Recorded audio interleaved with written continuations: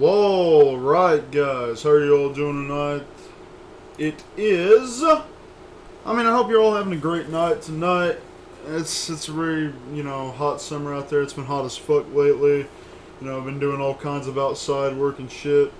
It is June 16th, 2022, and this is of course Luke back here with yet another round of album versus album. It feels like it's been forever since I fucking did one of these. And yeah, man, tonight we just got a good old school classic brutal death metal versus brutal fucking essential death fucking metal with Suffocation's Effigy of the Forgotten versus Cannibal Corpse, Tomb of the Mutilated.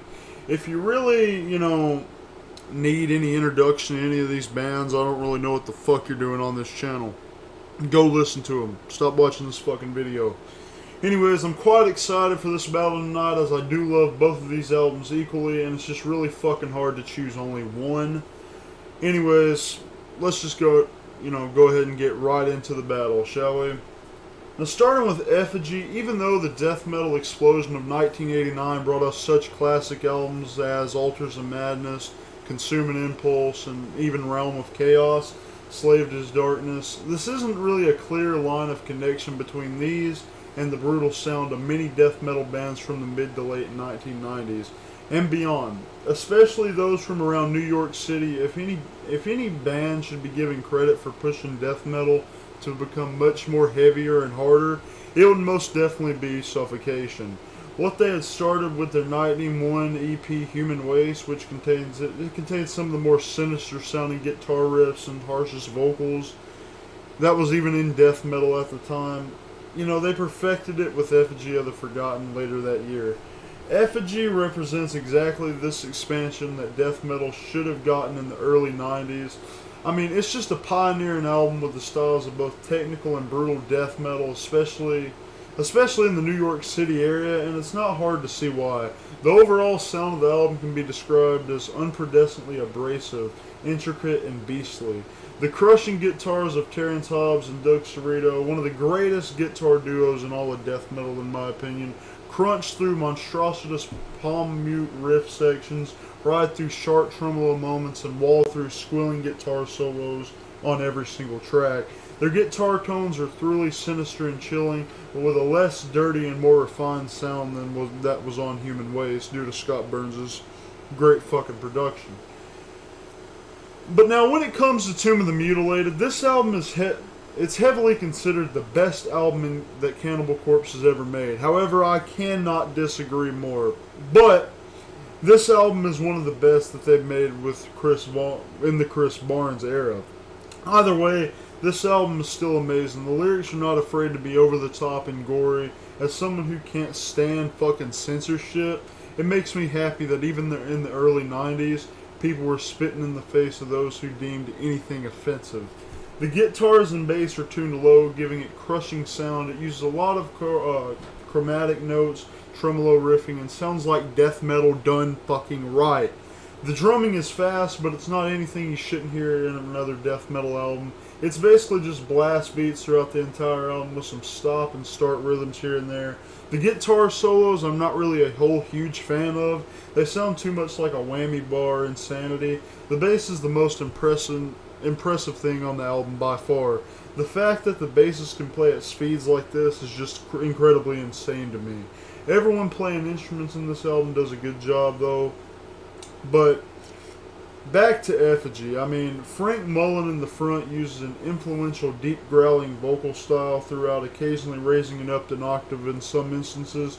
His vocal rolls with instrumentals as if it to fit the sound, to not overpower them with hardcore reminiscent bombastros, while continuing to masterfully emphasize the abrasive sound the album still has. The band is accompanied by guest backing vocalist George Fisher from Corpse Grinder. He was in the Florida death metal band Monstrosity at the times, and he joined them for 2 tracks and his brief performance on Reincarnation, and especially the vocal tracks on Mass Obliteration. They really complement Mullen nicely, as demonstrated best during the excellent vocal trade-off moment at around the timestamp. I'm going to say somewhere 110, 115 on the latter track. Mike Smith on drums just emphasizes the intricate and technical sound on the album. He makes sure to accent virtually every aspect of the music heard here. And even in the slower moments, his drumming sounds extremely focused, nimble, emphatic. Okay, his highlight track is definitely Mass Obliteration. Bassist Josh Barnes should not go unmentioned either, as he has a couple of highlight bass lines here, even if and far in between the intro bass line, the title track, Effigy of the Forgotten. It's quite groovy while also keeping the rhythmic sound and the shovel bass line towards the end of the fan favorite song, Infecting the Fucking Crypts. It's as chilling as it's impending as a musical explosion follows as it is to the end of the song. Now, back to Tomb of the Mutilated here. There's not a single riff in this album that doesn't make me fucking headbang. The guitar tone's amazing. It uses some scoop mids and average treble. The tone of the bass uses high bass and treble along with a lot of compression. I don't mean the audio files are compressed, I mean that they used a compressor during the recording, which basically makes the bass sound super, super crispy. The production quality for the time it came from, it sounds pretty damn good to me for this very time. I mean, think about that in the 90s. It sounds fucking incredible. Now, I did mention earlier that this is the best album during the Chris Barnes era of Cannibal Corpse, but I hate to disappoint, but that doesn't mean that he did a good job.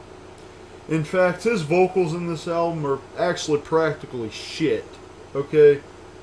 They're nowhere near as good as they were in Be Eaten Back to Life. I believe the riffs are what makes this album the best during the Chris Barnes era. I mean, because Chris, he basically just sticks to low growls and fry screams that sound like something you'd hear in grindcore, though he doesn't, like, do anything much. You know, he just, I don't know, that's a personal opinion I have. I just don't feel like he tries as hard as other vocalists do. Though, I will say, I still do prefer him in the band and think he's a better fit than Corpse Grinder. Just my opinion. You know, they just kind of sound lazy and just something any generic death metal vocalist can do. Though they don't sound as bad as he was with 6 Feet Under, they're nowhere near the best. You know, if I had to pick a favorite track, it would either be I Come Blood or Addicted to Vaginal Skin. Okay? The best thing for this album is the guitars and bass. The worst part is definitely the vocals. The average part of the album is, of course, the drums. Regardless, it's no wonder this is classic among death metal, and it'll always hold a place in my heart because this is one of the first brutal death metal albums I ever heard. And to say, for the first time listening, it did knock me on my fucking ass. But Effigy of the Forgotten is also one of the greatest all-around death metal albums recorded to date. You know, really due to its unprecedented fierceness and intricacy demonstrated by all 5 members of the band. It has a very small amount of problematic features, one of which includes the inconsistency of having an abrupt, improper album intro on Liege of Inveracity, despite having a proper vocal reverb outro on Jesus Wept. Otherwise, this is fucking second to none. It's basically almost a perfect album, and the greatest recommendation for someone who just started enjoying Florida death metal and wants to hear heavier bands, this is it. Check out this album. All tracks here are great, but the highlight tracks are definitely Liege of Inveracity, Infecting the Crypt, Seeds of Suffering, Mass Obliteration, and of course, one of the fucking best, Jesus Wept. You know, coming to the end of this, it's really hard to pick which album comes out on top. But I will have to say probably Effigy of the Forgotten is in my favor a bit more than Tomb of the Mutilated these days. But still, if you haven't checked out either of these fucking albums, it's classic death metal. What the fuck are you doing here? Go check out both of these masterpieces. And that's gonna pretty much wrap it up for this round of album versus album. Appreciate y'all for watching.